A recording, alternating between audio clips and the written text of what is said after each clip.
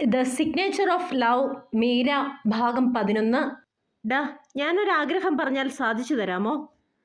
ജീവിതത്തിൽ ഒരിക്കലും ഒന്നും ആവശ്യപ്പെടാത്ത അവൻ്റെ ആഗ്രഹം എന്താണെന്നറിയാൻ അത്ഭുതത്തോടെ ഞാൻ അവനെ നോക്കി.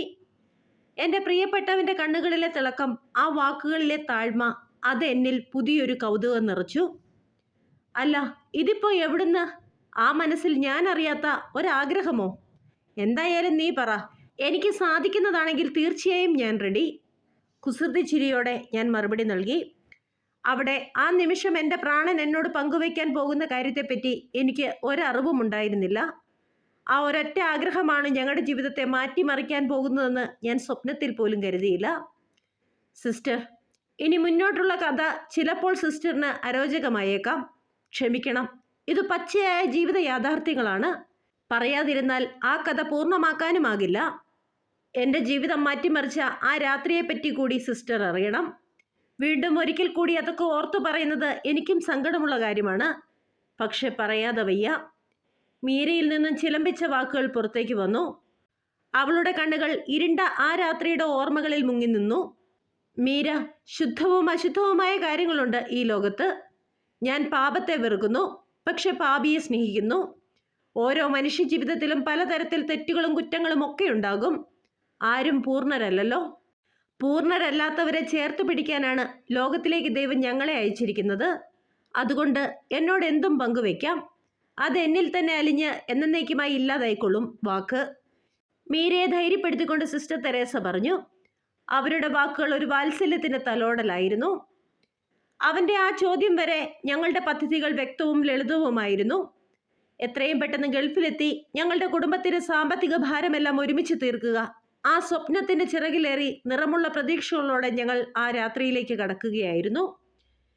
മനുഷ്യൻ പദ്ധതികൾ വിഭാവനം ചെയ്യുന്നു, അന്തിമ തീരുമാനം കർത്താവിൻ്റെതത്രേ. വിശുദ്ധ വേദപുസ്തകത്തിലെ ആ വാക്കുകൾ പറയുന്നത് പോലെ ഞങ്ങളുടെ ജീവിതവും മാറിമറിഞ്ഞു. ആ രാത്രിക്ക് ഞങ്ങൾ കൊടുക്കേണ്ടി വന്ന വില ഞങ്ങളെന്ന് പറയാനാകില്ല, ഞാനെന്ന് പറയേണ്ടി വരും. പിന്നീട് അനുഭവിച്ചത് മുഴുവൻ ഞാനാണല്ലോ. അത് പറഞ്ഞപ്പോൾ മീര വല്ലാതെ കിതയ്ക്കുന്നുണ്ടായിരുന്നു. മീരയുടെ ചിന്തകൾ ആ രാത്രിയിലേക്ക് സിസ്റ്ററിനെയും കൂട്ടിക്കൊണ്ടു പോകുകയായിരുന്നു. എടാ, ഞാൻ ഇന്ന് എറണാകുളത്ത് എൻ്റെ സുഹൃത്തിനെ കാണാൻ എത്തിയതായിരുന്നു. അതിനുശേഷം നാളെ ഹോസ്റ്റലിലെത്തി നിന്നെയും കൂട്ടി തിരിച്ചു വരാനായിരുന്നു എൻ്റെ പ്ലാൻ. പക്ഷേ അവിടെ എത്തിയപ്പോൾ എനിക്ക് നിന്നെ കാണാതെ പറ്റില്ല എന്നായി. അതുകൊണ്ടാ ഓടിയെത്തിയത്. ആ വാക്കുകൾ കേട്ടപ്പോൾ എന്തെന്നില്ലാത്ത സന്തോഷം തോന്നി. ഞാൻ അവൻ്റെ മുഖത്തേക്ക് നോക്കി നടന്നു. എൻ്റെ കിച്ചു, അവൻ അറിയാമായിരുന്നു എൻ്റെ മനസ്സ്. നിനക്ക് എന്നോടുള്ള സ്നേഹം അതെനിക്ക് അറിയാവുന്നതല്ലേ. അതിലെനിക്ക് അതിശയമൊന്നുമില്ല. പക്ഷേ നീ എന്താ പറഞ്ഞു വരുന്നത്? ഞാൻ ആകാംക്ഷയോടെ ചോദിച്ചു. നമ്മളിന്ന് വീട്ടിലേക്ക് എത്തുന്ന കാര്യം വീട്ടിലാർക്കും അറിയില്ല. അതുകൊണ്ട് തന്നെ നമുക്ക് വേണ്ടി ആരും കാത്തിരിക്കുന്നില്ല. എടാ, നമുക്കൊന്ന്. ചോദ്യങ്ങൾക്കെല്ലാം ഉത്തരമായി കിച്ചു സംസാരം തുടർന്നു. നമുക്ക് അവർക്കൊരു സർപ്രൈസ് കൊടുക്കാം. എന്തായാലും നീ പറയാതിരുന്നത് നന്നായി. എല്ലാവർക്കും സന്തോഷമാകും. ഈ വലിയ സങ്കടങ്ങൾക്കിടയിൽ ചെറിയ സന്തോഷം അല്ലേടാ. പ്രതീക്ഷിക്കാതെ മക്കളെ കാണുമ്പോൾ വീട്ടിലുള്ളവരുടെ മുഖത്ത് വിരിയാൻ പോകുന്ന സന്തോഷം മനസ്സിലേക്ക് ഏറ്റെടുത്തുകൊണ്ട് ഞാൻ പറഞ്ഞു. അപ്പോഴും എൻ്റെ മനസ്സ് നിറയെ വീട്ടുകാരോടുള്ള സ്നേഹമായിരുന്നു. അതല്ലടാ, ഇന്ന് രാത്രി നമുക്ക് നമ്മുടെ ചെമ്പക മരത്തോടൊപ്പം ആയാലോ? അവൻ ചോദിച്ചപ്പോൾ ഞാൻ ആദ്യം ഒന്ന് ഞെട്ടി. പിന്നെ ആലോചിച്ചപ്പോൾ അത് തികച്ചും അത്യാവശ്യമാണെന്ന് എനിക്കും തോന്നി. അതെ, ആ ചെമ്പകമരം ഞങ്ങളുടെ പ്രണയത്തിൻ്റെയും സ്വപ്നങ്ങളുടെയും സാക്ഷി. എടാ, പക്ഷെ തോട്ടത്തിന് നടുക്ക് നല്ല ഇരുട്ട, പാമ്പുമുണ്ടാകും. നമുക്ക് നാളെ പോയാൽ പോരെ? എനിക്കെന്തോ വല്ലാത്ത പേടി തോന്നുന്നു. ആ വാക്കുകളിൽ നിറഞ്ഞു നിന്നത് ഒരിക്കലും കിച്ചുവിനോടുള്ള ഭയമായിരുന്നില്ല, രാത്രിയോടുള്ള ഭയം മാത്രമായിരുന്നു. എന്നാലും ആ ഇഷ്ടം, അവനോടുള്ള അടുപ്പം, അത് മനസ്സിലൊരു നീറ്റലുണ്ടാക്കി. മീര, ഇതുപോലൊരു രാത്രി ഇനിയൊരിക്കലും നമ്മുടെ ജീവിതത്തിൽ ഉണ്ടാകുമെന്ന് തോന്നുന്നില്ല. നമുക്ക് വേണ്ടി നമ്മുടെ മുത്തശ്ശിമാർ നട്ടുപിടിപ്പിച്ച മാവുകൾ, ഇക്കാലം അത്രയും നമ്മളെ സ്വപ്നം കാണാൻ പ്രേരിപ്പിച്ച നമ്മുടെ ചെമ്പകമരം, നമ്മുടെ സന്തോഷവും സങ്കടവും നമ്മുടെ കൊച്ചു കൊച്ചു ഓർമ്മകളും ഹൃദയത്തിൻ്റെ അറകളിൽ സൂക്ഷിച്ചു വെക്കുന്ന വിശാലമായ ആ പാറയും എല്ലാം നമുക്ക് നഷ്ടപ്പെടാൻ പോവുകയാണ്.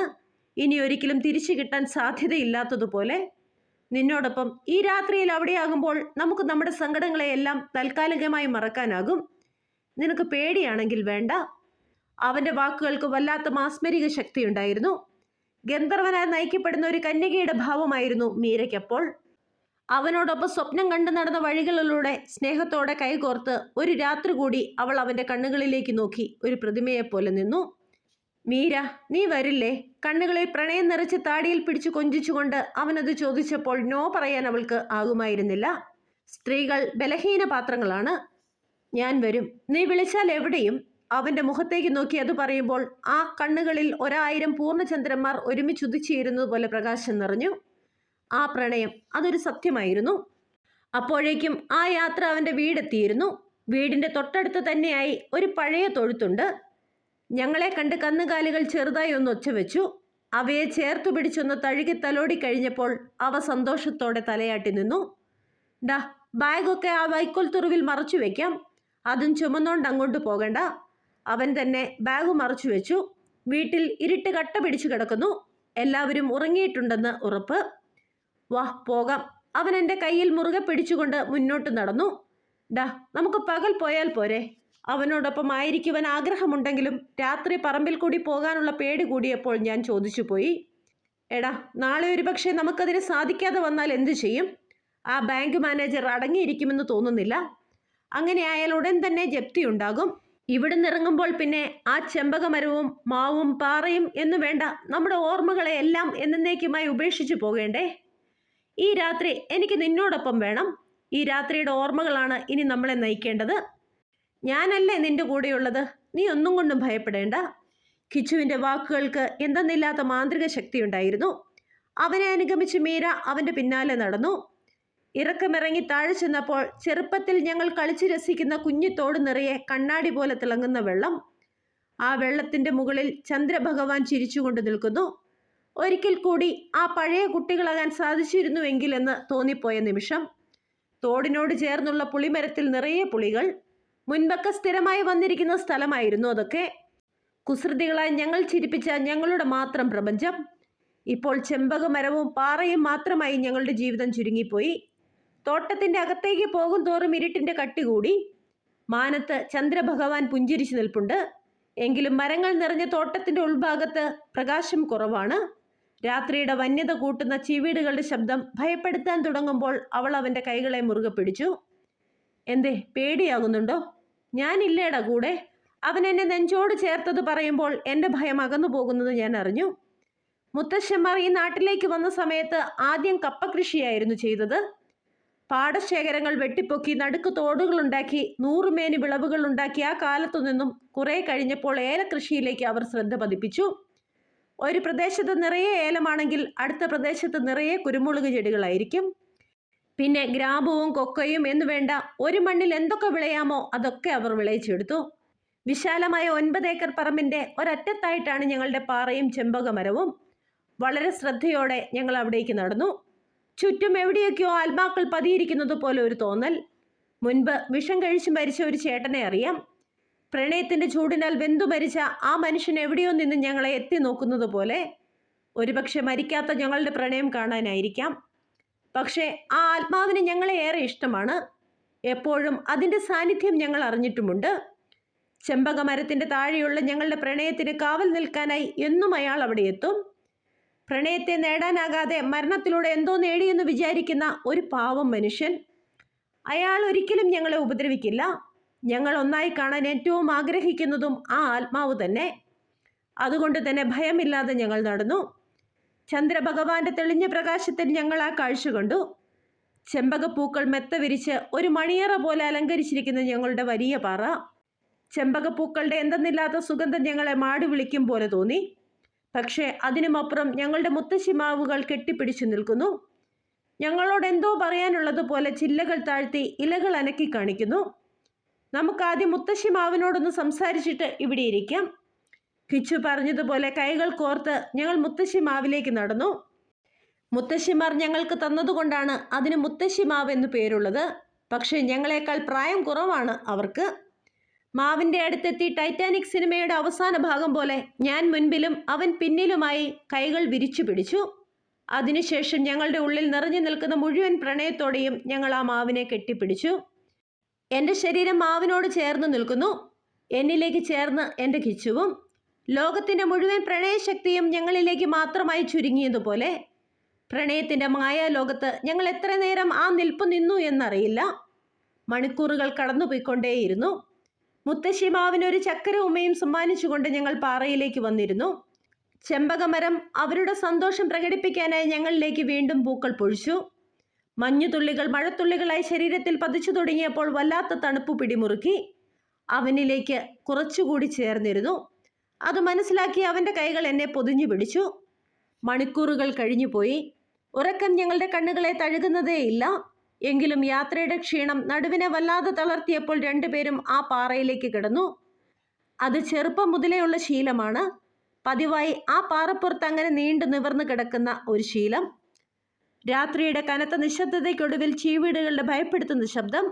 ആകാശത്ത് നിറഞ്ഞു നിൽക്കുന്ന ചന്ദ്രഭഗവാന് ഒരിക്കലും ഇല്ലാത്തതുപോലെ പ്രണയത്തിന്റെ വല്ലാത്ത പ്രകാശം. ചെമ്പകമരം നാണത്താൽ തലകുനിച്ചു നിൽക്കുന്നു. പെട്ടെന്ന് ആ ശബ്ദങ്ങളെല്ലാം നിലച്ചു.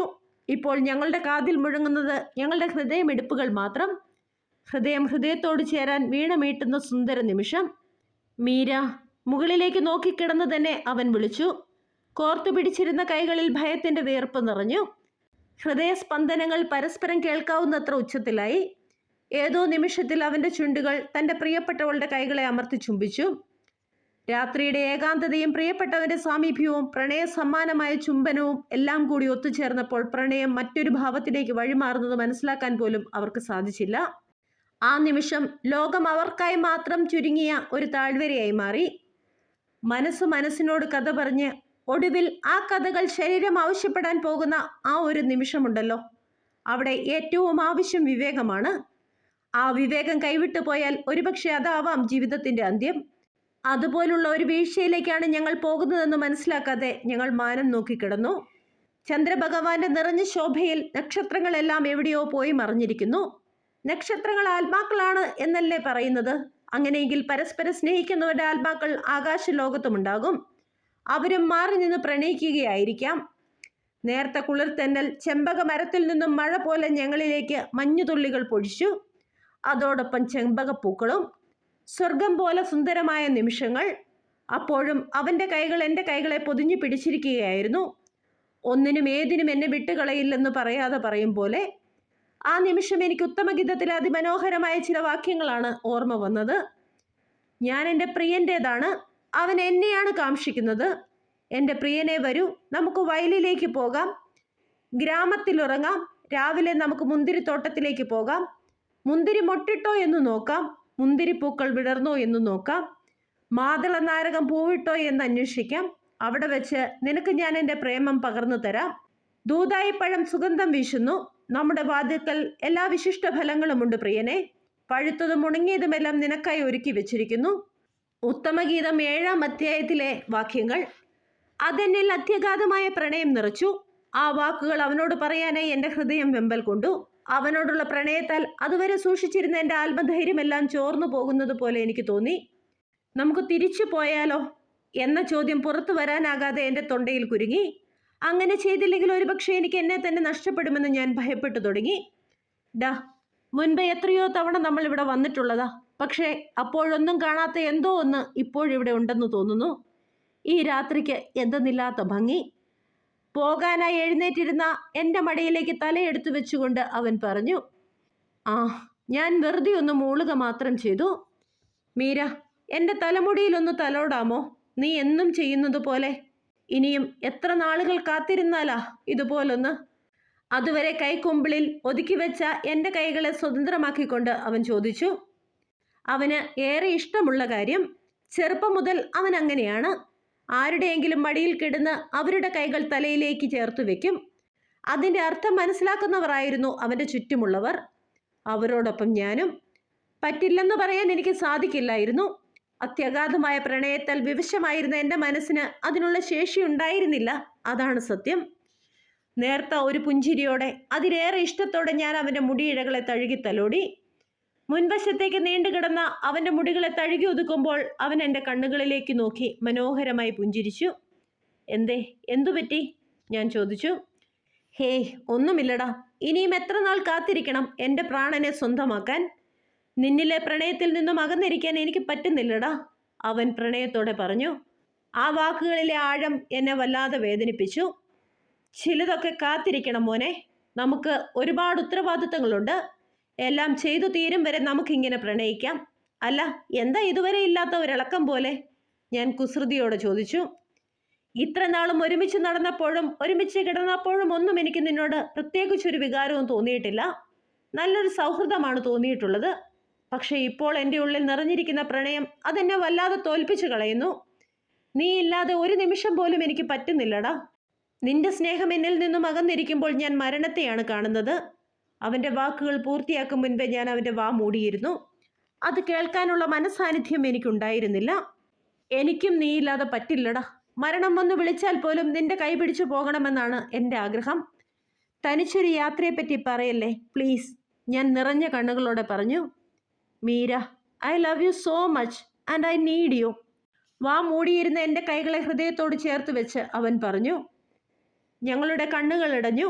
അവൻ്റെ കണ്ണുകളിൽ നിറഞ്ഞു നിന്ന പ്രണയം എൻ്റെ സപ്തനാഡികളും തകർത്തു കളഞ്ഞു. ഏതോ മാന്ത്രിക വലയത്തിൽപ്പെട്ടതുപോലെ എൻ്റെ മനസ്സു പിടഞ്ഞു. അവൻ്റെ പ്രണയത്തിയിൽ നിന്നും ഓടി രക്ഷപ്പെടാനായി ഞാനൊരു പാഴ്ശ്രമം നടത്തി നോക്കി. ഏതൊരു കൗമാരക്കാരിയെപ്പോലെ ഞാനും സ്വപ്നം കണ്ടിരുന്നു അവനോടൊപ്പമുള്ള മനോഹരമായ ഒരു രാത്രി. ഏറെ നാളുകളായി ഞാൻ കാത്തിരുന്ന ആ മോഹങ്ങൾ അതെന്നെ തോൽപ്പിച്ചു കളഞ്ഞു. ആത്മാവിൻ്റെ സംഗീതം കേൾക്കണം. അത് പ്രണയമായി ഇണയിലേക്ക് പെയ്തിറങ്ങണം.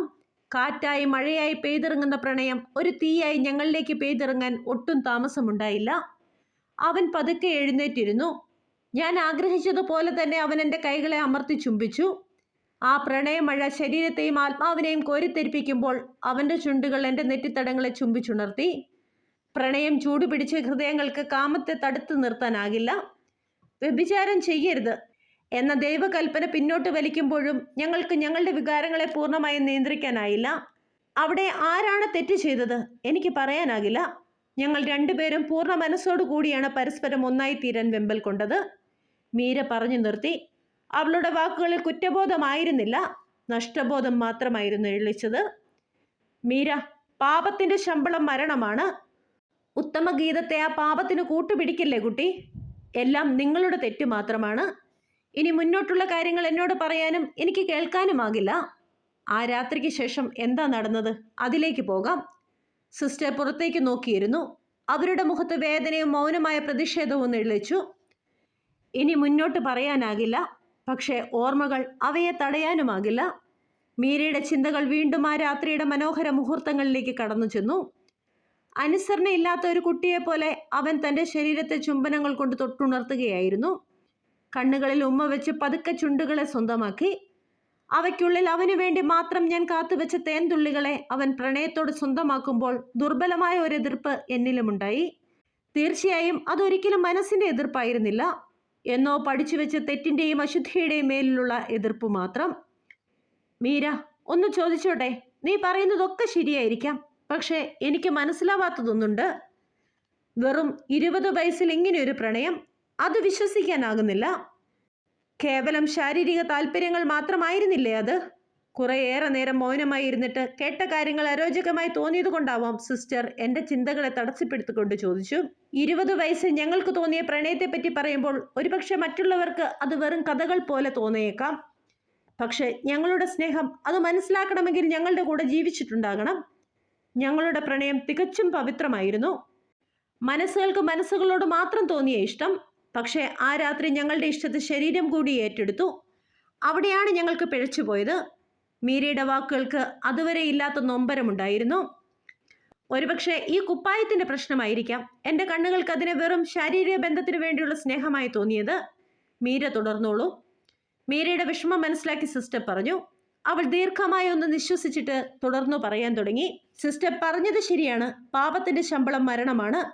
പക്ഷേ ഞാൻ ചെയ്ത ആ പാപത്തിൻ്റെ കുറ്റബോധം എന്നെ ഒരിക്കലും വേട്ടയാടിയിട്ടില്ല. ഹൃദയം നിറഞ്ഞ് സ്നേഹിച്ച് എൻ്റെ പ്രണയത്തിന് മുൻപിൽ പരിപൂർണ സമ്മതത്തോടെ ഞാൻ എന്നെ തന്നെ അവന് പൂർണ്ണമായി സമർപ്പിച്ചു. ഞാൻ അവൻ്റെ പെണ്ണാണ്.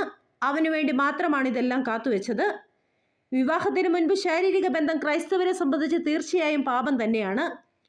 ആ രാത്രിയിലെ ഞങ്ങളുടെ പാപത്തിന് മരണമായിരുന്നില്ല ശിക്ഷ. മരണത്തിലും കഠിനമായ ഒരു വേദനയാണ് പരമകാരുണ്യവാനായ ദൈവം എനിക്ക് സമ്മാനിച്ചത്. തകർന്ന ശബ്ദത്തോടെ മീര പറഞ്ഞു നിർത്തി. മീരയും കിച്ചുവും അവർ ഒരു തെറ്റായിരുന്നോ? സിസ്റ്റർ തെരേസയുടെ മനസ്സാക്ഷി അവരോട് ചോദിച്ചു.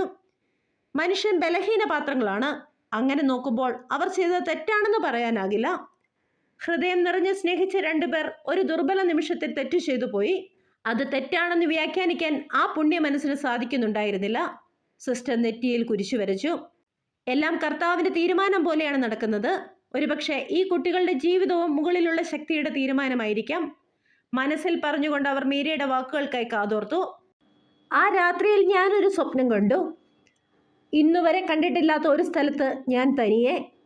എനിക്ക് ചുറ്റും എനിക്ക് പ്രിയപ്പെട്ടവർ. വെള്ളവസ്ത്രങ്ങൾ അണിഞ്ഞിരിക്കുന്ന അവർക്കെല്ലാം വല്ലാത്ത ശോഭ. ആ മുഖങ്ങളിൽ നിറഞ്ഞു നിന്ന ഭാവം അതെനിക്ക് തികച്ചും പുതിയതായിരുന്നു. അവരൊക്കെ എന്നോടെന്തോ പറയാൻ ശ്രമിക്കുന്നത് പോലെ. കുറെ നേരം കഴിഞ്ഞപ്പോൾ അവർ ഓരോരുത്തരായി എന്നോട് യാത്ര പറഞ്ഞു പിരിയുന്നു. അവർക്കൊപ്പം ഞാൻ കണ്ട സുന്ദരമായ ലോകവും ചെടികളും പൂക്കളുമെല്ലാം ഓരോന്നായി മാഞ്ഞുപോയി. ഒടുവിൽ ഒന്നുമില്ലാത്ത മരുഭൂമിയുടെ നടുക്ക് ഞാൻ മാത്രം. പെട്ടെന്ന് ദൂരെ നിന്നൊരു സ്ത്രീ എനിക്ക് നേരെ കൈനീട്ടി. ഓടി അടുത്തെത്തിയപ്പോൾ അവരും എങ്ങോട്ടോ പോയി മറഞ്ഞു. ഞാൻ ഞെട്ടലോടെ കണ്ണു തുറന്നു നോക്കി. എല്ലാം പഴയതുപോലെ തന്നെ. ഞങ്ങൾക്ക് ചുറ്റും ഇരുട്ട് കട്ട പിടിച്ചു നിൽക്കുന്നു. അവൻ ശാന്തമായി ഉറങ്ങുന്നു. വീണ്ടും ഒരു മയക്കത്തിലേക്ക് വഴുതി വീഴുമ്പോൾ എൻ്റെ മനസ്സ് വല്ലാതെ അസ്വസ്ഥമായിരുന്നു. എന്തോ സംഭവിക്കാൻ പോകുന്നത് പോലെ ഒരു തോന്നൽ. പിറ്റേന്ന് പുലർച്ചെ ചെമ്പകപ്പൂക്കളാൽ മൂടിയ പുതപ്പ് പുതച്ച് അവനോട് ചേർന്ന് കിടക്കുമ്പോൾ ആ ദിവസം അസ്തമിക്കാതിരുന്നെങ്കിൽ, അല്ലെങ്കിൽ ആ നിമിഷം മരണം വന്ന് കൂട്ടിക്കൊണ്ടു പോയിരുന്നെങ്കിൽ എന്ന് ഞാൻ പ്രാർത്ഥിച്ചു പോയി. അവനെ ഉണർത്താതെ അവനെയും നോക്കി കിടക്കുമ്പോഴാണ് എവിടെ നിന്നോ അലറിയുള്ള ഒരു കരച്ചിൽ കേട്ടത്. പെട്ടെന്ന് അവനും ഞെട്ടിയുണർന്നു. ഡാ, വീട്ടിൽ നിന്നാണല്ലോ കരച്ചിൽ കേൾക്കുന്നത്, വാ. അവൻ ചാടി എഴുന്നേറ്റ് എൻ്റെ കൈകളിൽ പിടിച്ചു വലിച്ചുകൊണ്ട് വീട്ടിലേക്ക് ഓടി. അപ്പോഴും ഞങ്ങൾ അറിഞ്ഞില്ല, മനോഹരമായ ഒരു രാത്രിക്കൊടുവിൽ ഞങ്ങളെ കാത്തിരിക്കുന്ന വലിയ ദുരന്തത്തിലേക്കാണ് ഞങ്ങൾ ഓടിയെത്തുന്നതെന്ന്. വീടിനോടടുക്കും തോറും എൻ്റെ മനസ്സിൽ വല്ലാത്ത ഭയം നിറഞ്ഞു. സംഭവിക്കാൻ പാടില്ലാത്തത് എന്തോ സംഭവിച്ചിരിക്കുന്നു. മരങ്ങൾക്കിടയിൽ അപ്പോഴും ഇരുട്ട് തങ്ങി നിന്നിരുന്നു, പ്രകാശം കടന്നു വരാൻ മടിക്കുന്നത് പോലെ. ഒരുപക്ഷെ എൻ്റെ ജീവിതത്തിലേക്ക് കടന്നു വരാനുള്ള ആ കൂരിരുട്ട് നേരത്തെ വന്നതായിരിക്കാം. ദൂരെ എവിടെയോ നായ്ക്കൾ ഓരിയിടുന്ന ശബ്ദം. പട്ടി കാലൻ കൂവിയാൽ മരണമുറപ്പ. പെട്ടെന്ന് വെല്ലുമ്മച്ചിയുടെ വാക്കുകൾ എൻ്റെ ചെവികളിൽ മുഴങ്ങി. ഈശോയെ, ഞങ്ങൾ ചെയ്തത് പൊറുക്കാനാകാത്ത തെറ്റാണ്, ഞങ്ങളെ ശിക്ഷിക്കല്ലേ. രാത്രിയിലെ തെറ്റ് എന്നിൽ നിറച്ച ബോധത്താൽ വിങ്ങിപ്പൊട്ടുന്ന മനസ്സുമായി ഞാൻ ഹൃദയം തകർന്നു ദൈവത്തെ വിളിച്ചു. പക്ഷേ എൻ്റെ പ്രാർത്ഥന ദൈവം കേട്ടില്ല. ദൈവത്തിന് എൻ്റെ പാപം വലുതായിരുന്നു. അവൻ്റെ ശിക്ഷ കന്മഴ പോലെ എന്നിലേക്ക് ആർത്തലച്ചു. ആ ശിക്ഷയ്ക്ക് എന്നെ ഇല്ലാതാക്കാനുള്ള ശേഷിയുണ്ടായിരുന്നു. ആ വാക്കുകൾ പറയുമ്പോൾ മീര വല്ലാതെ കിതച്ചു. എൻ്റെ കുട്ടി, ഒരിക്കലും അങ്ങനെ പറയരുത്. ദൈവം ആരെയും ശിക്ഷിക്കുന്നില്ല. ജീവിതത്തിൽ നല്ലത് മാത്രമല്ല, മോശം കാര്യങ്ങളും സംഭവിക്കാം. ഏതെങ്കിലും ചീത്ത കാര്യങ്ങൾ സംഭവിക്കുമ്പോൾ അത് ദൈവത്തിൻ്റെ ശിക്ഷയാണെന്ന് ഒരിക്കലും കരുതരുത്. അവിടെ പിശാചാണ് പ്രവർത്തിക്കുന്നത്. മനുഷ്യൻ്റെ സങ്കടങ്ങൾ കണ്ട് സന്തോഷിക്കുന്നവനല്ല നമ്മുടെ ദൈവം. മനുഷ്യൻ്റെ സങ്കടത്തോടൊപ്പം കരയുന്ന ഒരാളാണ് ദൈവം. സിസ്റ്റർ ഇടയ്ക്ക് കയറി പറഞ്ഞു. എൻ്റെ ജീവിതം മുഴുവനായി കേൾക്കുമ്പോൾ സിസ്റ്ററിന് അത് പറയാനാകുമെങ്കിൽ ഒരുപക്ഷെ അത് സത്യമാകാം. അതിനുശേഷം പിന്നീട് നടന്നതൊന്നും എൻ്റെ ജീവിതത്തിൽ അത്ര നല്ല കാര്യങ്ങളായിരുന്നില്ല. അടിയുറച്ച ക്രൈസ്തവ വിശ്വാസത്തിലും ദൈവകൽപ്പനകൾ അനുസരിച്ചുള്ള ജീവിതത്തിലും അതുവരെ ഞാനൊരു വീഴ്ചയും വരുത്തിയിട്ടില്ല. പക്ഷേ ആ രാത്രി അറിഞ്ഞുകൊണ്ട് ഞാനൊരു പാപം ചെയ്തു. അതുവരെ ദൈവത്തെ അപ്പനെ പോലെ കരുതി സ്നേഹിച്ച എൻ്റെ പാപത്തെ ഒരുപക്ഷെ ദൈവത്തിന് പൊറുക്കാനായി കാണില്ല. മനുഷ്യരെല്ലാം അങ്ങനെയാണല്ലോ, വേദനകൾ സമ്മാനിക്കുന്നവരെ മാറ്റി നിർത്തുന്നവർ. മീര ദീർഘനിശ്വാസം ഉതിർത്തുകൊണ്ട് പറഞ്ഞു. അവളുടെ വാക്കുകൾക്ക് മറുവാക്കുകൾ പറയാനാകാതെ സിസ്റ്റർ തെരേസ പ്രാർത്ഥനയോടെ ജപമാലയിൽ മുറുകെ പിടിച്ചു. അവൾ തുടർന്നു പറഞ്ഞു തുടങ്ങിയപ്പോൾ അവർ അവളുടെ വാക്കുകളിലേക്ക് ശ്രദ്ധിച്ചു. ഞങ്ങൾ ഓടിയെത്തിയപ്പോൾ കണ്ട കാഴ്ച ഇപ്പോഴും കണ്ണടച്ചാൽ ആ കാഴ്ചയാണ് എൻ്റെ മനസ്സിലേക്ക് വരുന്നത്. സിസ്റ്ററിനറിയാമോ, ഞാൻ നന്നായി ഒന്ന് ഉറങ്ങിയിട്ട് വർഷങ്ങളായിരിക്കുന്നു. നെഞ്ചിലെ ഞെരിപ്പോട് ഇപ്പോഴും അണഞ്ഞിട്ടില്ല. മക്കളെ, എല്ലാം പോയി, ദേ കണ്ടോ, എല്ലാവരെയും തോൽപ്പിച്ച് ഇങ്ങേര് ജയിച്ചു നിൽക്കുന്നത് കണ്ടില്ലേ? അത് പറഞ്ഞിട്ട് മമ്മി വീണ്ടും ഉറക്കെ കരയാൻ തുടങ്ങി. കിച്ചു മമ്മിയെ ചേർത്ത് പിടിച്ചു. മമ്മി ചൂണ്ടിക്കാണിച്ച കാഴ്ചയിലേക്ക് ഒരിക്കൽ മാത്രമാണ് എനിക്ക് നോക്കാനായത്. ആ കാഴ്ചയിൽ നിന്നും മോചനം നേടാനാകാതെ ഒരു നിമിഷം ഞാൻ തരിച്ചു നിന്നു. അന്നാദ്യമായി എനിക്ക് എൻ്റെ അപ്പനോട് എന്തെന്നില്ലാത്ത ദേഷ്യം തോന്നി. ജീവിതത്തെ മരണം കൊണ്ട് തോൽപ്പിച്ചു കളഞ്ഞ മനുഷ്യൻ, അഭിമാനം എന്ന ആർക്കും വേണ്ടാത്ത സാധനം കൊണ്ട് കൊട്ടാരം പണിത പടുവിഡ്ഢി, വീടിന് മുറ്റത്തെ കിളിച്ചുണ്ടൻ മാവിൻ്റെ കൊമ്പിൽ ഒരു പരാജിതനെ പോലെ തൂങ്ങിയാടുന്നു. ആ നാവ് പുറത്തേക്ക് തള്ളിയിരിക്കുന്നു. കണ്ണുകൾ തുറച്ചു നിൽക്കുന്നു. ആ കണ്ണുകൾ എന്നെ നോക്കുന്നു, എന്നോടെന്തോ പറയാൻ ആഗ്രഹിക്കുന്നത് പോലെ. ഒരിക്കൽ കൂടി ആ കാഴ്ചയിലേക്ക് നോക്കാനുള്ള ശേഷിയില്ലാതെ തളരുമ്പോഴും എൻ്റെ കണ്ണുകൾ തിരിഞ്ഞത് അമ്മയായിരുന്നു. വീണുപോയ മനസ്സോടെയും തളർന്ന കാലുകളോടെയും ഞാൻ അകത്തേക്കോടി.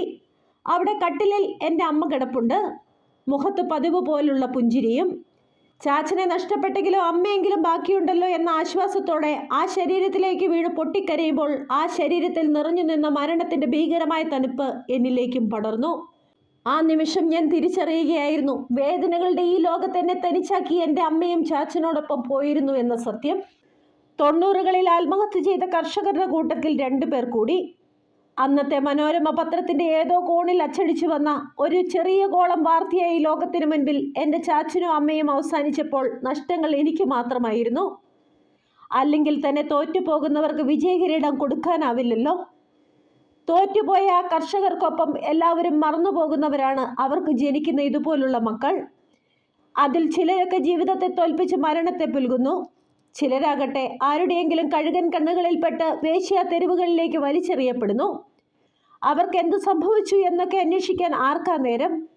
ആ കാലഘട്ടത്തിലെ സ്ഥിരം കാഴ്ച. അതിലേക്ക് ഒരാൾ കൂടി. നിമിഷ നേരം കൊണ്ട് ആ നാട് മുഴുവൻ ഞങ്ങളുടെ വീട്ടിലേക്ക് മാത്രമായി ചുരുങ്ങി. നാളുകളായി പലിശക്കാരും ബാങ്കുകാരുമല്ലാതെ ആരും എത്തി നോക്കാത്ത വീട്ടിൽ ആളുകൾ കൂട്ടം കൂട്ടമായി നിന്നു. മണിക്കൂറുകൾ കഴിഞ്ഞപ്പോൾ പോലീസും അവിടേക്കെത്തി. കാത്തിരിപ്പിൻ്റെ ആ രാത്രി അവസാനിപ്പിക്കുമ്പോൾ പോലീസുകാർ കൊണ്ടുപോയി കീറി മുറിച്ച് തിരിച്ചെത്തിയ 2 ശവശരീരങ്ങൾക്ക് നടുവിൽ കരയാൻ പോലും മറന്ന് ഞാനിരുന്നു. എൻ്റെ മനസ്സ് നിറയെ കുറ്റബോധമായിരുന്നു.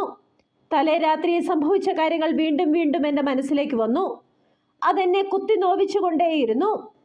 എൻ്റെ പ്രിയപ്പെട്ടവർ മരണത്തോട് മല്ലടിക്കുമ്പോൾ ഞാൻ ശരീരസുഖത്തിനായി എനിക്ക് എന്നോട് തന്നെ അവജ്ഞ തോന്നി. എന്തിനായിരുന്നു ഇന്നലെ രാത്രിയിലെ ആ പേക്കൂത്തുകൾ? കേവലം ശരീരത്തിനായി നീ ചെയ്തു കൂട്ടിയത് നിന്റെ ജീവിതം തന്നെ ഇല്ലാതാക്കിയല്ലേ? എല്ലാം നിന്റെ തെറ്റാണ്. എവിടെയും പോകാതെ ഇന്നലെ രാത്രി ഈ വീട്ടിലേക്ക് ഓടിയെത്തിയിരുന്നുവെങ്കിൽ ഒരുപക്ഷെ നിനക്ക് നിന്റെ ചാച്ചനെയും അമ്മച്ചിയെയും നഷ്ടപ്പെടില്ലായിരുന്നു. എല്ലാ തെറ്റിനും ഒന്നു ചേർന്ന് ദൈവം നിന്നെ ശിക്ഷിക്കാൻ ആരംഭിക്കുകയാണ്. എല്ലാം സഹിക്കാൻ നീ തയ്യാറായിക്കൊള്ളൂ, എൻ്റെ മനസാക്ഷി എന്നോട് പറഞ്ഞുകൊണ്ടേയിരുന്നു. വീട്ടിൽ നിന്നും ചാച്ചനെയും അമ്മച്ചിയെയും പള്ളിയിലേക്ക് കൊണ്ടുപോകുമ്പോൾ മമ്മി അലമുറയിട്ട് കരഞ്ഞു. ചുറ്റുമുള്ള പലരും വിതുമ്പുന്നു. എനിക്ക് മാത്രം കരയാനാകുന്നില്ല. എനിക്ക് എന്നെ തന്നെ നഷ്ടപ്പെട്ടിരുന്നു. ഒരുപക്ഷെ സമനില തെറ്റിപ്പോയതായിരിക്കാം. ഞാൻ എല്ലാവരെയും അത്ഭുതത്തോടെ നോക്കി. ഇടനെഞ്ചിലെരിയുന്ന കുറ്റബോധം എന്ന കനലിൻ്റെ ചൂട് എൻ്റെ കണ്ണുനീർ തുള്ളികളെ വറ്റിച്ചിരിക്കുന്നു. പോകും മുൻപ് ചാച്ചനോടും അമ്മച്ചിയോടും ഒരു ചോദ്യം ചോദിക്കണമെന്ന് എൻ്റെ മനസ്സ് പറയുന്നു. ഇങ്ങനെ തനിച്ചാക്കി പോകാനായിരുന്നുവെങ്കിൽ എന്തിനാ ഈ മകൾക്ക് ജന്മം തന്നത്? സ്നേഹം മാത്രം തന്നു വളർത്തി വലുതാക്കി സ്വന്തമെന്ന് പറയാൻ ആരുമില്ലാത്ത ഈ ലോകത്ത് ഈ മകളെ തനിച്ചാക്കി പോകാൻ നിങ്ങൾക്ക് എങ്ങനെ തോന്നി? അങ്ങനെ ഒരു തീരുമാനം എടുത്തിരുന്നുവെങ്കിൽ ഞാനും വരില്ലായിരുന്നു നിങ്ങൾക്കൊപ്പം. ഈ ലോകത്തിൻ്റെ വേദനകൾക്ക് എന്നെ വിട്ടുകൊടുക്കാൻ നിങ്ങൾക്ക് എങ്ങനെ സാധിച്ചു? അവസാനമായി ജന്മം തന്നവരുടെ മുഖത്ത് വെള്ളത്തുണിയിട്ട് മൗനമായി അത് ചോദിക്കുമ്പോൾ ആ മുഖങ്ങളിൽ പുഞ്ചിരി നിറഞ്ഞു നിന്നിരുന്നത് പോലെ എനിക്ക് തോന്നി. മീര, ദേ അവർ പോവാ. മരിച്ചവർ പോകുമ്പോൾ കരഞ്ഞുകൊണ്ട് യാത്ര പറയണം. ആകെ ഉണ്ടായിരുന്ന ഒരു മകളെ തനിച്ചാക്കി പോകുന്ന അവർക്ക് നീ യാത്ര പറഞ്ഞില്ലെങ്കിൽ വേറെ ആരാ യാത്ര പറയുക? കിച്ചുവിൻ്റെ മമ്മി സമനില തെറ്റിയതുപോലെ എന്തൊക്കെയോ വിളിച്ചു പറയുന്നു. മമ്മിയുടെ വാക്കുകൾ കേട്ടിട്ടും എനിക്ക് കുലുക്കമൊന്നും ഉണ്ടായില്ല. മനസ്സിനെ കുറ്റബോധം ഭരിച്ചു കഴിഞ്ഞാൽ അവിടെ പിന്നെ വേറൊരു വികാരത്തിനും സ്ഥാനമില്ല. പള്ളി സെമിത്തേരിയുടെ പുറത്ത് തെമ്മാടിക്കുഴിയിൽ പ്രാർത്ഥനകൾ ഏറ്റുവാങ്ങാതെ ഒരു മനസ്സോടെ യാത്രയാകുന്നവർ, ആത്മഹത്യയിലൂടെ ജീവിതം എന്ന കഠിന വേദനയിൽ നിന്ന് രക്ഷപ്പെടുന്നവർക്ക് ലോകം നൽകുന്ന സമ്മാനം, ആത്മാവിനെ നഷ്ടപ്പെടുത്തി പോകുന്നവർക്ക് കുദാശകളും പ്രാർത്ഥനകളും സെമിത്തേരിയിലുള്ള 6 അടി മണ്ണിൻ്റെ അവകാശവും നിഷേധിച്ചിരുന്ന കാലം. ഒന്നിനെയും എതിർക്കുന്നില്ല. ഒരുപക്ഷെ അവരുടെ ഭാഗങ്ങൾ ശരിയായിരുന്നിരിക്കാം. നാട്ടുകാരിൽ ആരൊക്കെയോ വരുന്നോ പോകുന്നു. അതിൽ പരിചയമുള്ള പല മുഖങ്ങളുമുണ്ട്. പക്ഷെ ബന്ധുക്കളെന്ന് പറയാൻ എനിക്ക് ആകെ ഉണ്ടായിരുന്നത് കിച്ചുവും പപ്പയും മമ്മിയും മാത്രമായിരുന്നു.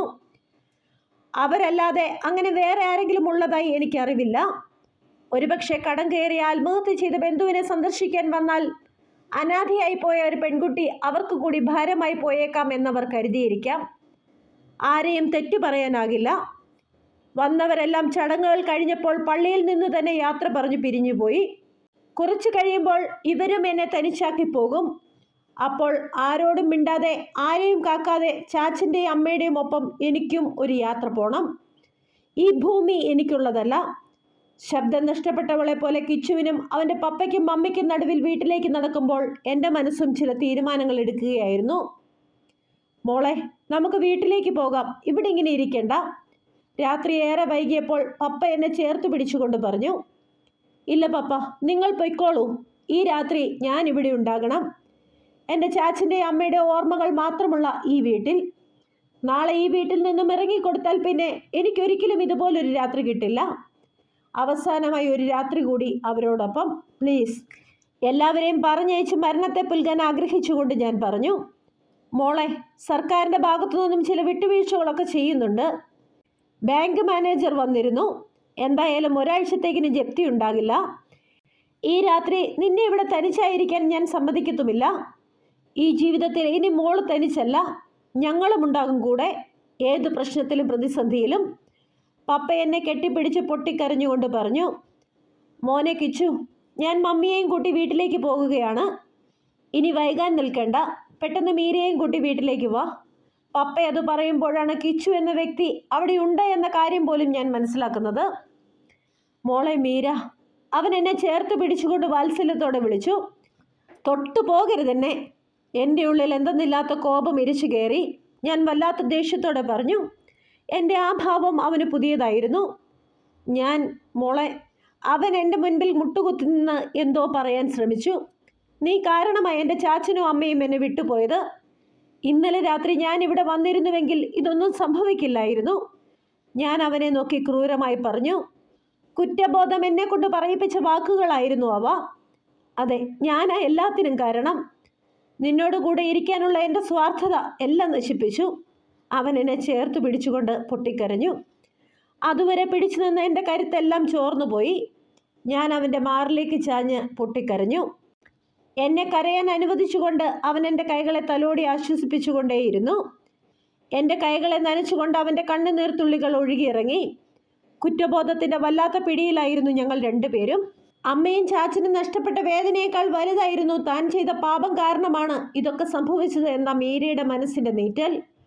അവൾ അവൻ്റെ നെഞ്ചിൽ തലചായ്ച്ചു കിടക്കുമ്പോൾ അവൾക്ക് വേണ്ടി ഒരമ്മയുടെ വാത്സല്യത്തോടെ, ഒരു കാമുകൻ്റെ പ്രണയത്തോടെ, ഒരു സുഹൃത്തിൻ്റെ താങ്ങോടെ കിച്ചു അവിടെ നിലകൊണ്ടു. അവർ ചെയ്ത തെറ്റിൻ്റെ ഫലമല്ല ആ ദുരന്തമെന്ന് അവളോട് പറയാൻ അവനാകുമായിരുന്നില്ല. കാരണം അവൻ്റെ മനസ്സും അതേ കുറ്റബോധത്തിൻ്റെ തീയിൽ വെന്തുരുകുകയായിരുന്നു. ചെമ്പകമരത്തണലിലെ നിശാഗാനം അവരുടെ ജീവിതത്തിൻ്റെ വഴിത്തിരിവാകുകയായിരുന്നു. അവിടെയാണ് അവർക്ക് പ്രണയം നഷ്ടപ്പെട്ടതും ജീവിതം വഴിമാറിപ്പോയതും. ദുരിതങ്ങളുടെ കൊടുങ്കാറ്റിൽ ഒറ്റപ്പെട്ടു പോയ ആ രണ്ട് ഹൃദയങ്ങൾ പരസ്പരം താങ്ങും തണലുമായി പുതിയൊരു ജീവിതത്തിലൂടെ കണ്ണീരോടെ നടന്നു നീങ്ങി.